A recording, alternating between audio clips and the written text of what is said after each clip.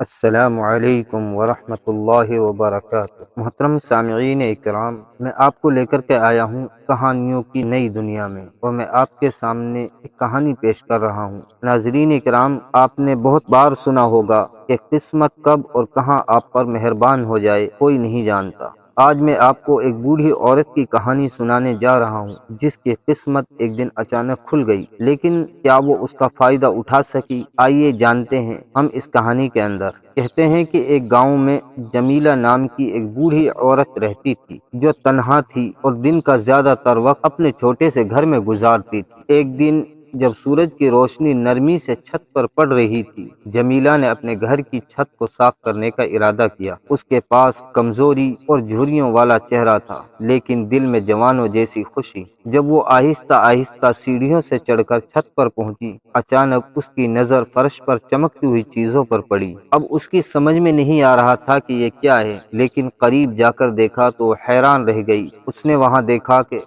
سونے کے بہت سے سکے وہاں پڑے تھے جن کی چمک اس کے دل کو روشن کر رہی تھی۔ ایک لمحے کے لیے وہ ساکت سی ہو گئی، جیسے وہ خواب دیکھ رہی ہو، اور جب وہ ہوش میں آئی تو دیکھا کہ یہ تو خزانہ ہے، اور اس کی خوشی کا کوئی ٹھکانہ نہ رہا، اور اس نے دل میں سوچا مجھے فوراً جا کر سب کو بتانا چاہیے۔ اس نے چھت سے وہ سارے سکے اکٹھے کیے اور وہ تیزی سے اپنے باورچی خانے کی طرف گئی اور سکے ایک کپڑے میں لپیٹ کر رکھ دیے، اور پھر سیدھی باہر بھاگی تاکہ اپنی بستی کی سہیلیوں کو یہ خوشخبری سنا سکے۔ وہ ادھر ادھر گئی لیکن اس کو کوئی بھی نہ مل سکا۔ اس نے سوچا کہ سب لوگ کنویں پر ہوں گے، کیونکہ گاؤں میں ایک ہی کنواں تھا اور سب لوگ وہیں پر پانی بھرنے جایا کرتے تھے۔ وہ کنویں کے پاس پہنچی جہاں گاؤں کی اکثر عورتیں پانی بھر رہی تھی اور آپس میں باتیں کر رہی تھی۔ اس نے وہاں جا کر زور زور سے چلایا، میرے پاس بڑی خوشخبری ہے۔ اور جمیلہ نے خوشی سے چلاتے ہوئے کہا، مجھے اپنی چھت سے سونے کے سکے ملے ہیں، سوچو تو صحیح خزانہ۔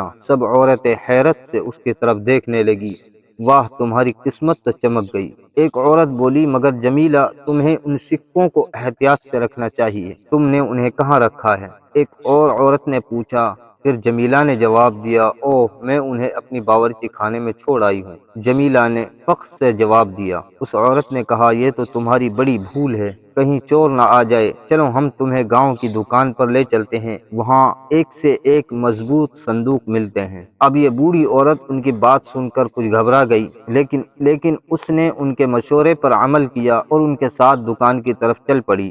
دکان پر پہنچ کر دکاندار نے ایک چھوٹا صندوق دکھایا جو بہت ہی زیادہ چمکدار اور خوبصورت تھا۔ یہ صندوق تمہارے سکوں کو محفوظ رکھے گا، دکاندار نے مسکرا کر کہا۔ جمیلہ نے اپنے دل میں سوچا، مجھے یہ خرید لینا چاہیے، اور اس نے فوراً فیصلہ کر لیا۔ لیکن جیسے ہی وہ پیسے نکالنے لگی، دکاندار نے کہا، یہ تو چور آسانی سے اٹھا سکتے ہیں، کیونکہ یہ چھوٹا ہے، بہتر ہوگا کہ تم اسے ایک بڑے صندوق میں رکھو تاکہ چور اتنی آسانی سے نہ لے جا سکیں۔ اب جمیلہ نے بڑے صندوق کی طرف دیکھا جو واقعی بہت خوبصورت اور بھاری اور مضبوط تھا۔ اس نے کہا، یہ بہتر لگتا ہے، چلو میں یہ لے لیتی ہوں۔ جمیلہ نے کہا، مگر ایک سہیلی نے مشورہ دیا کہ تمہارے گھر کا کوئی تالا ہے، اگر تالا نہیں ہوگا تو چور آسانی سے اندر جا کر صندوق چرا سکتے ہیں۔ یہ سن کر اس بوڑھی عورت نے دکاندار سے کہا، مجھے ایک مضبوط تالا بھی چاہیے۔ دکاندار نے ایک نیا چمکتا ہوا تالا دکھایا اور کہا، یہ تالا تمہارے گھر کو چوروں سے محفوظ رکھے گا۔ اب جمیلہ نے صندوق اور ایک اس کے ساتھ بڑا صندوق اور تالا خرید لیا،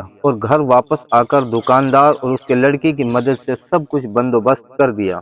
دکاندار نے اس سے پیسے مانگے، 2 سکے چھوٹے صندوق کے، 10 سکے بڑے صندوق کے، اور 2 سکے تالے کے۔ اس بوڑھی عورت نے سونے کے سکے دیے۔ جب وہ واپس جا کر صندوق کھولا تاکہ خزانہ رکھ سکے تو حیرت اور افسوس سے دیکھا کہ اس کے پاس ایک بھی سکہ باقی نہیں بچا تھا۔ اب اس کے سکے کہاں گئے؟